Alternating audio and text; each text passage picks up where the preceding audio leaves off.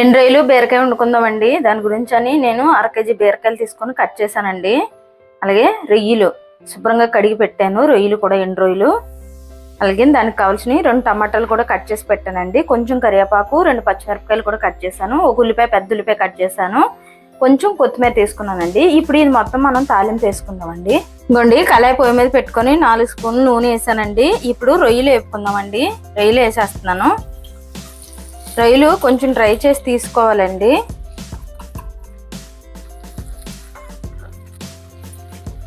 రొయ్యలు ఇలాగా ఫ్రై చేసి తీసుకుంటే వాసన రావండి ఎక్కువ, లేకపోతే రొయ్యలు స్మెల్ వచ్చేస్తాయి. కాబట్టి కొంచెం ఆయిల్లో వేపుకుంటే స్మెల్ రాదు.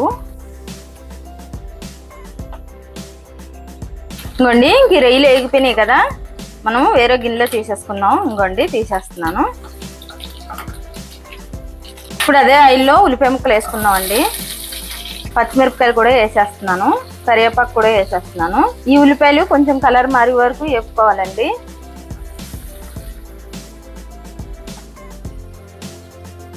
ఒక స్పూను అల్లం పేస్ట్ వేస్తున్నానండి. ఎందుకంటే రొయ్యలు వేసాం కాబట్టి అల్లం పేస్ట్ వేస్తే బాగుంటుంది. వేసేసుకొని ఇలా కలుపుకుందాం అండి. 1 నిమిషం పాటు పచ్చివాసన పోయే వరకు వేసుకుందాం. ఇంకోండి అల్లం పేస్ట్ వేగింది కదా, బీరకాయ ముక్కలు కూడా వేసేస్తున్నాను. వేసేసుకొని కలిపేసుకుందాం అండి.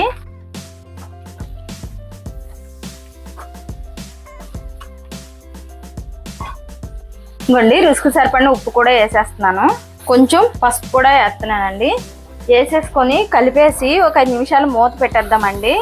ఈ బీరకాయలో ఉన్న వాటర్ అంతా దిగిపోతుంది.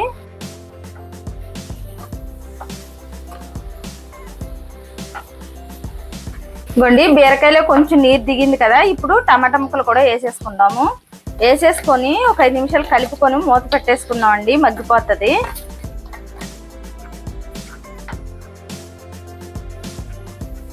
ఇంకోండి కలిపేసుకున్నాం కదా, మూత పెట్టేస్తాను.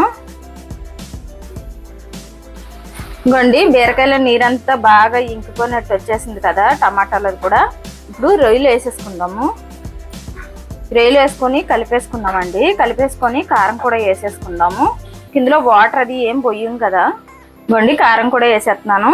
1 స్పూన్నర వేసానండి. బీరకాయ తీపి ఉంటుంది కాబట్టి స్పూన్నర వేసాను. వేసేసుకొని కలుపుకొని ఒక 2 నిమిషాలు మూత పెట్టేసుకుందామండి.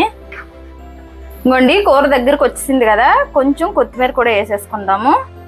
కొంచెం గరం మసాలా కూడా వేసుకుందామండి. ఇంకోండి గరం మసాలా కూడా వేసేస్తున్నాను. వేసుకొని కలిపేసుకొని 1 నిమిషం పాటు ఉంచుకొని స్టవ్ ఆపేసుకుందామండి.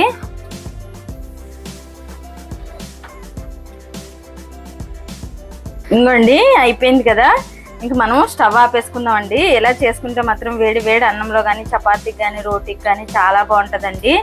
రొయ్యలు బీరకాయ సూపర్గా ఉంటుంది. టేస్ట్ అయితే మాత్రం నచ్చితే లైక్ చేయండి, షేర్ చేయండి, కామెంట్ చేయండి, సబ్స్క్రైబ్ చేయండి.